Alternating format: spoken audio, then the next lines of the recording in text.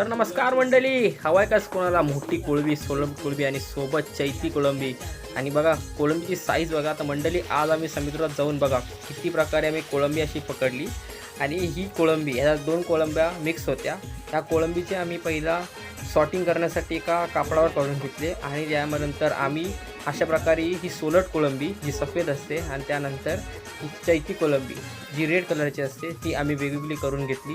आणि जशी वेगळी करून घेतली त्यानंतर आम्ही ती एका वेगळ्या डब्यात काढून ती वजन करण्यासाठी आम्ही तिला एका वेगळ्या डब्यात काढून घेतलं. हे बघा व्यवस्थित कसं काढलं. त्यानंतर डब्याचं वजन केलं तर कोळंबी जी चैती कोळंबी आहे ती झाली 6.5 किलो.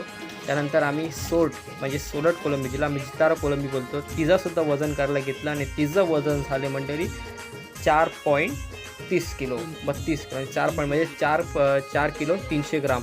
आणि ही बघा ही अशी प्रकारे कोळंबी आम्ही सॉर्टिंग केली होती. तर मंडळी